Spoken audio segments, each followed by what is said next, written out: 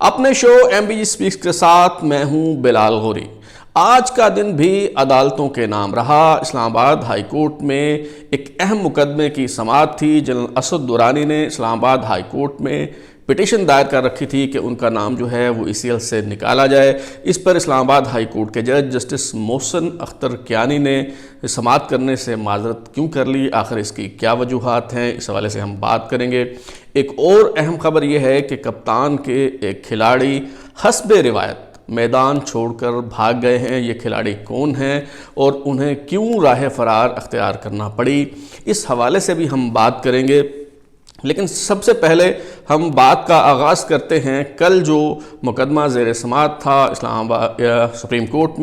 Supreme court کے کمرہ number 1 میں 5 رکنی سپریم کورٹ کا بینچ تھا جس کی سربراہی جسٹس گلزار کر رہے تھے۔ یہ مقدمہ تو وزیر اعظم عمران خان کے خلاف تھا، حکومت کے خلاف تھا، لیکن دلچسپ بات یہ ہے کہ اس کا جو فیصلہ آیا ہے یوں لگتا ہے کہ وہ جسٹس قاضی فائز عیسیٰ کے خلاف آیا ہے۔ حالانکہ جسٹس قاضی فائز عیسیٰ جو ہیں وہ اس 5 رکنی بینچ کا حصہ تھے۔ چیف جسٹس گلزار نے جب فیصلہ تحریر کروایا تو اس میں انہوں نے لکھا کہ یہ جو جج صاحب ہیں یہ چونکہ فریق ہیں وزیر اعظم کے خلاف، انہوں نے مقدمہ دائر کیا ہوا ہے، اس لیے انہیں وزیر اعظم سے متعلق کسی بھی مقدمے میں نہیں بیٹھنا چاہیے۔ اس پہ قانونی ماہرین بھی غور کر رہے ہیں کہ کیا ایک معزز جج جو ہیں وہ دوسرے معزز جج کے بارے میں اسی طرح کا کوئی فیصلہ جو ہے وہ صادر کر سکتے ہیں یا نہیں کر سکتے، کیونکہ سپریم کورٹ کے جتنے جج صاحبان ہیں وہ اتھارٹی کے اعتبار سے سب ایک جیسے ہوتے ہیں، سب برابر ہوتے ہیں، چاہے وہ چیف جسٹس ہی کیوں نہ ہوں تو ان کے پاس چیف جسٹس ہونے کے ناطے انتظامی اختیارات تو ہوتے ہیں، یعنی وہ بینچ اپنی مرضی سے بنا سکتے ہیں، کسی مقدمے کو سماعت کے لیے مقرر کر سکتے ہیں، رجسٹرار کو کہہ سکتے ہیں کہ اس مقدمے کو سماعت کے لیے مقرر کر دیا جائے، یہ بینچ تشکیل دے دیا جائے، اس کو بینچ میں شامل کیا جائے، اس کو نہ کیا جائے۔ اس طرح کے انتظامی جو معاملات ہیں وہ تو چیف جسٹس کے اختیار میں ہوتے ہیں، لیکن جہاں تک جوڈیشل اتھارٹی کی بات ہے تو سپریم کورٹ کے جتنے جج صاحبان ہیں اس میں نہ کوئی جونیئر ہوتا ہے نہ کوئی سینئر ہوتا ہے، سب کے جو اختیارات ہیں وہ ایک جیسے ہوتے ہیں۔ اور پھر جب آپ ایک بینچ کا حصہ ہوں تو کیا ایک بینچ میں شامل جج صاحب بینچ میں شامل دوسرے جج صاحب کے خلاف اس طرح کا فیصلہ جو ہے وہ صادر کر سکتے ہیں، انہیں اس طرح کے مقدمات میں بیٹھنے سے جو ہے وہ روک سکتے ہیں، انہیں متعصب قرار دے سکتے ہیں یا نہیں؟ یہ بہت اہم قانونی اور آئینی نقطہ ہے جس پہ قانونی ماہرین کو جو ہے وہ غور کرنا چاہیے۔ چونکہ میں نے اس پہ جو میرا چینل ہے ترازو، اس پہ میں نے ایک سیریز کی تھی تمام جتنے چیف جسٹس صاحبان ہیں ان کے ادوار سے متعلق، اور اس میں نے ایک ایک کر کے ہر چیف جسٹس کے دور کا جو ہے وہ جائزہ لیا، جتنے بھی اہم فیصلے ہوئے ان کو پڑھنے اور سمجھنے کی کوشش کی۔ تو ایک صحافت کے ادنا طالب علم کی حیثیت سے میری جو کچھ معروضات ہیں وہ اب میں آپ کے سامنے رکھنا چاہوں گا۔ یہ کل کا جو فیصلہ آیا تو اس کے بعد مجھے یاد آیا کہ ایک اہم ترین فیصلہ ججوں کے تعصب سے متعلق ایک سب سے جو اہم ترین فیصلہ ہے پاکستان کی عدالتی تاریخ میں، وہ جسٹس حلیم کے دور میں سامنے آیا۔ جسٹس حلیم جو ہیں وہ سپریم کورٹ کے چیف جسٹس تھے ضیاء الحق کے دور میں، اور ان پہ جو ہماری عدلیہ سے متعلق سیریز تھی اس پہ ہم نے اس پہ بات بھی کی، ان کے دور کا جائزہ بھی لیا، اس دور میں کتنے اچھے فیصلے آئے کتنے برے فیصلے آئے، وہ تمام آپ کے سامنے جو ہے وہ میں نے رکھے تھے۔ تو جسٹس حلیم کے دور میں ایک فل کورٹ بینچ تشکیل دیا گیا جس میں سپریم کورٹ کے 12 جو جج صاحبان ہیں وہ اس میں بیٹھے، اور انہوں نے اس پہ غور کیا کہ یہ جو بائسنس ہے یہ اس کا اطلاق کب ہوتا ہے اور کب نہیں ہوتا۔ سیف اللہ کیس کے نام سے یہ جو مقدمہ ہے یہ مشہور ہوا، اور PLD جو ہے 1989 کی اس میں اس مقدمے کا فیصلہ جو ہے اسے ملاحظہ کیا جا سکتا ہے۔ اس میں سے صرف چند جملے، ایک پیراگراف جو ہے وہ میں آپ کے سامنے جو ہے وہ رکھنا چاہوں گا۔ اس میں لکھا گیا ہے، پھر دہرا دوں کہ جسٹس حلیم کے دور میں سپریم کورٹ کا فل کورٹ جو ہے 12 رکنی بینچ اس نے یہ فیصلہ دیا، اور اس فیصلے کی جو چند جملے ہیں وہ میں آپ کے سامنے پڑھنا چاہوں گا۔ فیصلے میں لکھا گیا ہے، جج of a division bench can not direct the other جج of the bench not to hair the case on the ground that he has a بائس اور an interest in the case اور فار دا میٹر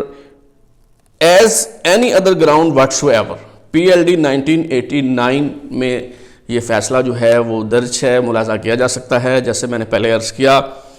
12 جج صاحبان جو ہیں وہ اس bench کا حصہ تھے اور اس میں بڑے بڑے نام ہیں. جسٹس اسلم ریاض حسین اس بینچ کا حصہ تھے، جسٹس افضل اللہ صاحب اور یہ بعد میں خود چیف جسٹس بنے، جسٹس شفیع الرحمان جن کا بڑا مقام ہے عدلیہ میں، جسٹس نسیم حسن شاہ اس بینچ کا حصہ تھے جو بعد میں خود جو ہے وہ چیف جسٹس بنے. اسی طرح جسٹس غلام مجدد تھے، جسٹس جاوید اقبال تھے، جسٹس عبد القادر شیخ تھے اس بینچ میں، جسٹس سعد سعود جان بھی اس بینچ میں شامل تھے اور جسٹس سعد سعود جان بھی جو ہیں وہ بعد میں چیف جسٹس بنے. اگرچہ وہ قائم مقام چیف جسٹس بنے اور ان کو محض ایک مفروضے کے بنیاد پہ ان کے مسلک سے متعلق شکوک و شبہات کی بنیاد پہ جو ہے وہ مستقل چیف جسٹس نہ بنایا گیا، ان کے ساتھ زیادتی کی گئی، لیکن قائم مقام وہ چیف جسٹس بنے. تو بتانے کا عرض کرنے کا مقصد یہ ہے کہ سپریم کورٹ کا 12 رکنی جو بینچ ہے اس کا یہ فیصلہ ہے. تو اب ایک 5 رکنی بینچ جو ہے وہ ظاہر ہے اس کا جو فیصلہ ہے وہ 5 رکنی بینچ جو ہے وہ 12 رکنی بینچ کے فیصلے کو سائیڈ پہ نہیں رکھ سکتا. ظاہر ہے کوئی اگر اس سے بڑی تعداد میں کوئی بینچ بنے، مثال کے طور پہ 17 رکنی کوئی بینچ بنے اور وہ اس فیصلے پہ نظر ثانی کرے تو بالکل یہ نظر ثانی جو ہے وہ کی جا سکتی ہے. عدالتی معاملات میں کئی بار ایسا ہوتا ہے کہ ایک فیصلے کو ریویو کیا جاتا ہے اور پھر ایک نئی رائے جو ہے وہ قائم کی جاتی ہے، لیکن ظاہر ہے اس کے لیے ضروری ہے کہ وہ جتنا بڑا بینچ تھا اگر اس فیصلے کو آپ نے نیگیٹ کرنا ہے، اگر اس رائے کو مسترد کرنا ہے اور ایک نئی رائے جو ہے، ایک نئی آبزرویشن دینی ہے، ایک نیا فیصلہ، ایک نئی ججمنٹ جو ہے وہ آپ نے دینی ہے، تو پھر اس سے بڑا جو بینچ ہے وہ بنانا پڑتا ہے. تو ظاہر ہے یہ نہیں کہا جا سکتا کہ 5 رکنی بینچ کا فیصلہ جو ہے وہ اس نے 12 رکنی بینچ کے فیصلے کو جو ہے وہ کالعدم ہو گیا ہے 12 رکنی بینچ کا فیصلہ، اور یہ فیصلہ جو ہے وہ زیادہ مقدم ہے. تو اس فیصلے میں واضح طور پہ لکھا گیا ہے، آگے چل کے اس فیصلے میں یہ بھی بتایا گیا ہے کہ یہ جو بائسنس کا معاملہ ہے، تعصب کا معاملہ ہے، اس کا فیصلہ جو جج صاحب ہیں وہ خود کریں گے، کیونکہ جو اس منصب پہ بیٹھے ہوئے لوگ ہیں ان سے توقع کی جاتی ہے کہ اگر ان کا کوئی انٹرسٹ انوالو ہو، اگر ان کا کوئی تعصب، ان کی کوئی جانبداری پہ حرف آ رہا ہو تو پھر انہیں اس بینچ سے، اس فیصلے سے، اس مقدمے سے جو ہے وہ الگ ہو جانا چاہیے. یہ جج صاحبان سے توقع کی جاتی ہے کہ اگر ایسا معاملہ ہوگا تو وہ خود ہی اپنے آپ کو اس معاملے سے جو ہے وہ الگ کر لیں گے. لیکن ایک ہی بینچ میں اگر وہ جج صاحب بھی شامل ہیں تو کوئی دوسرا جج، خواہ وہ چیف جسٹس ہی کیوں نہ ہو، خواہ وہ اس بینچ کا سربراہ ہی کیوں نہ ہو، وہ یہ فیصلہ نہیں دے سکتا کہ یہ صاحب جو ہیں یہ باعث ہیں، لہٰذا انہیں مقدمے میں نہیں بیٹھنا چاہیے.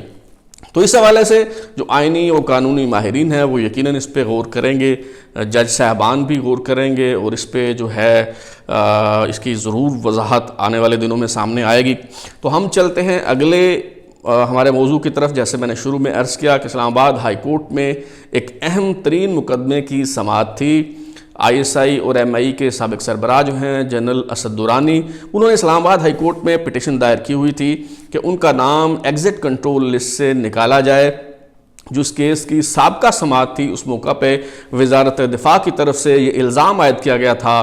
کہ جنرل اسد درانی نے قومی راز جو ہیں وہ افشا کیے ہیں، وہ را کے ایجنٹ ہیں، لہٰذا ان کا نام جو ہے وہ ECL سے نہیں نکالا جا سکتا. یہ موقف جو ہے وزارت دفاع نے اختیار کیا تھا. آج اس کیس کی دوبارہ سماعت تھی. جو ہی کیس کی سماعت جو ہے وہ شروع ہوئی تو جسٹس محسن اختر کیانی جو اس کیس کی سماعت کر رہے تھے انہوں نے بہت ایسے ریمارکس دیے ہیں جو بہت تشویشناک ہیں. مثال کے طور پہ انہوں نے کہا کہ ایسے افسوسناک واقعات ہوئے کہ میں یہ کیس چھوڑ رہا ہوں، نئے بینچ کے لیے جو چیف جسٹس کو جو ہے یہ معاملہ بھجوا رہا ہوں. انہوں نے کہا کہ کیس کا پس منظر جانتا ہوں، فیصلہ لکھنے کے مرحلے میں تھا، یہ جج صاحب نے فرمایا ہے اپنی عدالت میں، لیکن انہوں نے کہا کہ کچھ ایسی وجوہات ہیں جو میں بتانا نہیں چاہتا، اور اس کیس کو سننے سے انہوں نے جو ہے وہ معذرت کر لی جسٹس محسن اختر کیانی نے. اب یہ کیا وجوہات ہو سکتی ہیں؟ بظاہر یوں لگتا ہے کہ انہوں نے جج صاحب نے جو ہے اپنی مرضی سے جو ہے یہ کیس نہیں چھوڑا، کیونکہ اگر وہ اپنی مرضی سے اس کیس سے الگ ہوتے تو وہ واضح طور پہ بتاتے کہ ذاتی وجوہات کی وجہ سے میں یہ کیس چھوڑ رہا ہوں، لیکن جس طرح کے الفاظ انہوں نے ادا کیے، جس طرح کے جملے انہوں نے کہے، ان سے لگتا ہے کہ کوئی بیک گراؤنڈ میں کوئی ایسے واقعات ہوئے ہیں جس کی وجہ سے انہوں نے مناسب سمجھا کہ وہ اپنے آپ کو اس کیس سے جو ہے وہ الگ کر لیں۔ اس تناظر میں جسٹس شوکت صدیقی نے کیا فرمایا تھا، انہوں نے راولپنڈی بار سے خطاب کرتے ہوئے کیا کہا تھا کہ بینچ کس طرح بنائے جاتے ہیں، اپنی مرضی کے مقدمات جو ہیں ان کے لیے بینچ اپنی مرضی کے کس طرح سے بنوائے جاتے ہیں، کس طرح کے فیصلے کروائے جاتے ہیں۔ اس خاص جو تناظر کو جو ہے کنٹیکسٹ کو سامنے رکھیں تو بات بہت اچھی طرح سے سمجھ آتی ہے، کیونکہ یہ ایک حساس کیس تھا، اور حساس کیس کے حوالے سے جو بعض حساس محکمے ہیں وہ کتنے حساس ہیں، کتنے متحرک اور فعال ہوتے ہیں، یہ ہم بہت اچھی طرح سے جو ہے وہ جانتے ہیں۔ لیکن افسوسناک بات یہ ہے کہ پے در پہ جس طرح کے واقعات سامنے آ رہے ہیں، جس طرح معاملات آگے بڑھ رہے ہیں، اس سے جسٹس شوکت عزیز صدیقی نے جو باتیں کہی تھیں وہ غلط ثابت ہونے کی بجائے وہ باتیں بتدریج ٹھیک ثابت ہوتی جا رہی ہیں۔ یوں لگتا ہے کہ انہوں نے جو باتیں کیں وہ حرف بحرف جو ہے وہ سچ ثابت ہو رہی ہیں، اور ان کے جو باتیں تھیں وہ محض الزامات نہیں تھے، بلکہ اس پہ کوئی سنجیدہ نوعیت کی تحقیقات جو ہیں وہ ہونی چاہیے۔ جسٹس شوکت عزیز صدیقی کو اس خطاب کے بعد جو ہے ان کے خلاف کارروائی کرتے ہوئے انہیں نکال دیا گیا تھا۔ انہوں نے سپریم کورٹ میں ایک پٹیشن دائر کر رکھی ہے، لیکن سالہ سال گزرنے کے باوجود ان کی یہ جو پٹیشن ہے اس پہ جو ہے وہ سماعت نہیں ہو سکی۔ تو جیسا کہ میں نے شروع میں عرض کیا، ایک اور اہم معاملہ جو ہے وہ کپتان کے ایک کھلاڑی سے متعلق ہے، جو حسب روایت جو ہے وہ میدان سے بھاگ نکلے ہیں، فرار ہو گئے ہیں۔ یہ وہی کھلاڑی ہیں جو کراچی سے MNA ہیں، وفاقی وزیر ہیں، اور جنہیں بوٹ سے پیار ہے، اور بوٹ سے اتنا پیار ہے کہ وہ ایک ٹاک شو میں بوٹ جو ہے وہ ساتھ لے کے آگے تھے اور انہوں نے وہ سامنے رکھ دیا تھا۔ یہ وہی کھلاڑی ہیں جو بہت گرج کر کہا کرتے تھے کہ اپنے مخالفین کو کہ اگر کسی کو کوئی مسئلہ ہے میرے خلاف تو وہ عدالت جائے، وہ عدالت سے رجوع کرے، وہ کارروائی کرے، جو کوئی میرے خلاف کچھ کرنا چاہتا ہے وہ کر لے، کوئی میرا جو ہے وہ کچھ نہیں بگاڑ سکتا۔ تو کپتان کے یہ کھلاڑی آپ پہچان گئے ہوں گے، کوئی اور نہیں بلکہ یہ فیصل واڈا صاحب ہیں، جو وفاقی وزیر ہیں پانی کے، اور ان کے دوہری شہریت کا معاملہ جو ہے وہ زیر سماعت تھا۔ ایک نہیں بلکہ 2 فورمز پہ زیر سماعت تھا۔ ان پہ الزام عائد کیا گیا تھا کہ انہوں نے جب اپنے کاغذات نامزدگی جمع کروائے NA 249 قومی اسمبلی کا جو حلقہ ہے کراچی سے، وہاں سے الیکشن لڑنے کے لیے 11 جون 2018 کو انہوں نے جب کاغذات نامزدگی جمع کروائے تو اس کے ساتھ ایک حلف نامہ جو ہے وہ جمع کروانا پڑتا ہے کہ میں پاکستانی شہری ہوں اور کسی اور ملک کی شہریت جو ہے وہ میرے پاس نہیں ہے۔ لیکن بعد میں آنے والی دستاویزات سے یہ ظاہر ہوا کہ ان کے پاس امریکہ کی شہریت ہے، اور انہوں نے یہ جو امریکی شہریت ہے، اپنی ڈوئل نیشنلٹی ہے، وہ الیکشن کمیشن آف پاکستان سے چھپائی۔ انہیں NA 249 سے کامیاب کروایا گیا، MNA منتخب کروایا گیا، پھر وہ وفاقی وزیر بن گئے۔ تو ان کے خلاف الیکشن کمیشن سے بھی رجوع کیا گیا، اور اسلام آباد ہائی کورٹ سے بھی ان کے خلاف جو ہے وہ رجوع کیا گیا، اور یہ استدعا کی گئی کہ چونکہ وہ دوہری شہریت کے حامل ہیں لہٰذا انہیں ڈی سیٹ کیا جائے، انہیں نااہل قرار دیا جائے۔ دونوں فورمز پہ، الیکشن کمیشن پہ بھی اور اسلام آباد ہائی کورٹ میں بھی، وہ ایک بار بھی پیش نہیں ہوئے۔ ابھی تک انہوں نے اس حوالے سے اپنا جواب تک جو ہے وہ جمع نہیں کروایا، انہوں نے کسی قسم کی کوئی وضاحت جو ہے وہاں پہ پیش نہیں کی۔ ٹال مٹول سے کام لیا گیا، جو اس کی سماعت ہے وہ بار بار کسی نہ کسی بہانے سے ملتوی کروانے کی کوشش کی گئی۔ کبھی وکیل بدل لیا جاتا، کبھی کہا جاتا کہ جی وہ وکیل اپنی مصروفیت کی وجہ سے دستیاب نہیں ہو سکے، کبھی کہا جاتا تھا کہ تیاری کے لیے ہمیں جو ہے وہ ٹائم دے دیں۔ الیکشن کمیشن میں جیسے میں نے کہا کہ ایک بار بھی جواب جمع نہیں کروایا گیا، اور مسلسل التوا لینے کی وجہ سے الیکشن کمیشن نے چند روز پہلے 50,000 روپے انہیں جرمانہ کیا. جو چیف الیکشن کمشنر ہیں سکندر سلطان راجہ، ان کی سربراہی میں 5 رکنی بینچ جو ہے وہ اس کیس کی سماعت کر رہا تھا، اور بینچ نے کے سامنے یہ بات آئی کہ جب سے یہ کیس چل رہا ہے ایک بار بھی فیصل وارڈا جو ہیں وہ پیش نہیں ہوئے، نہ ان کی طرف سے کوئی تحریری جواب جمع کروایا گیا ہے. لہذا 50,000 جرمانہ عائد کرتے ہوئے انہیں 24 فروری کو ذاتی حیثیت میں طلب کر لیا گیا. دوسرا جو معاملہ ہے، دوسرا جو کیس ہے، وہ دوسرا جو فورم ہے وہ اسلام آباد ہائی کورٹ ہے. جسٹس عامر فاروق کی عدالت میں ان کے خلاف پٹیشن دائر کی گئی تھی میاں فیصل کی طرف سے بیرسٹر جہانگیر جدون کے توسط سے، اور اس میں بھی یہی استدعا کی گئی کہ چونکہ انہوں نے ایک جھوٹا بیان حلفی جو ہے وہ جمع کروایا ہے 11 جون 2018 کو جب انہوں نے کاغذات نامزدگی جمع کروائے تو وہ امریکی شہری تھے، ان کے پاس امریکی شہریت ہے. انہوں نے اپنی یہ ڈوئل نیشنلٹی، دوہری شہریت جو ہے انہوں نے الیکشن کمیشن سے چھپائی ہے، ایک جھوٹا حلف نامہ جمع کروایا ہے، لہٰذا انہیں ڈی سیٹ کیا جائے. میرا خیال ہے کہ جسٹس عامر فاروق کا شکریہ ادا کرنا چاہیے فیصل وارڈا کو، جنہوں نے انہیں کم و بیش 16 مہینوں کی مہلت دی، کیونکہ لگ بھگ یہ 1 سال اور 4 ماہ سے یہ مقدمہ جو ہے وہ چل رہا تھا. 16 یا 17 بار اس مقدمے کی سماعت جو ہے وہ ہو چکی ہے، اور ہر بار کوئی نہ کوئی بہانہ، کوئی نہ کوئی عذر پیش کر کے جو ہے وہ التوا حاصل کیا گیا فیصل وارڈا کے وکلاء کی طرف سے. آخری بار جو اس کی سماعت ہونی تھی وہ 8 فروری کو ہونی تھی، لیکن 8 فروری کو چونکہ اسلام آباد میں وکلاء نے احتجاج کیا تو اس وجہ سے اس مقدمے کی سماعت جو ہے وہ نہیں ہو سکی. لیکن اب اس معاملے میں ہوا یہ ہے کہ فیصل وارڈا صاحب جو چیلنج کیا کرتے تھے، جو اپنے مخالفین کو کہا کرتے تھے، بہت گرجا کرتے تھے کہ آپ میرے خلاف عدالت جائیں اگر آپ کو لگتا ہے کہ میں نے کچھ غلط کیا ہے، تو وہ میدان چھوڑ کے بھاگ گئے ہیں. وہ میدان اس طرح سے چھوڑ کے بھاگ گئے ہیں کہ پی ٹی آئی نے سینٹ میں حصہ لینے والے اپنے امیدواروں کا اعلان کیا ہے. اس میں جہاں دیگر امیدواروں کا اعلان کیا گیا ہے وہاں یہ بات سامنے آئی ہے کہ سندھ سے فیصل وارڈا جو ہیں وہ پی ٹی آئی کے امیدوار ہوں گے سینٹ کے الیکشن کے لیے، انہیں نامزد کیا جا رہا ہے. سینٹ کا الیکشن لڑنے کا مطلب ظاہر ہے یہی ہے کہ وہ اپنی قومی اسمبلی کی نشست جو ہے اس سے دستبردار ہو جائیں گے، اور پھر الیکشن کمیشن آف پاکستان میں اور اسلام آباد ہائی کورٹ میں دونوں جگہ پہ یہ موقف اختیار کیا جائے گا کہ جی جس نشست کا یہ معاملہ ہے وہ نشست تو فیصل وارڈا صاحب چھوڑ چکے ہیں، لہٰذا اس مقدمے کو جو ہے اس کو ختم کیا جائے. یہ تو کارروائی جو ہے وہ آگے بڑھائی نہیں جا سکتی کیونکہ وہ جس سیٹ کا تنازع تھا وہ انہوں نے چھوڑ دی ہے.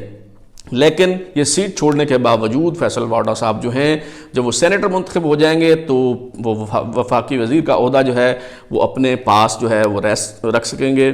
آپ کو معلوم ہوگا کہ یہ دوہری شہریت کے معاملے پہ جو ہے جسٹس ثاقب نثار کے دور میں کس طرح سے سعدیہ عباسی اور سینیٹر ہارون اختر کی رکنیت جو ہے وہ ختم کی گئی، انہیں ڈی سیٹ کیا گیا اس بنیاد پہ کہ ان کے پاس دوہری شہریت تھی. اور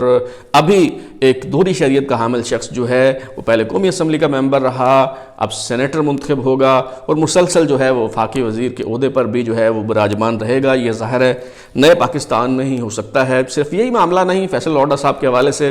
اور بھی بہت سے معاملات جو ہیں وہ ہیں. مثال کے طور پہ انہوں نے مسلم لیگ نون کی جو سابقہ ایمنسٹی اسکیم تھی اس میں اپنا کالا دھن جو ہے وہ سفید کروایا.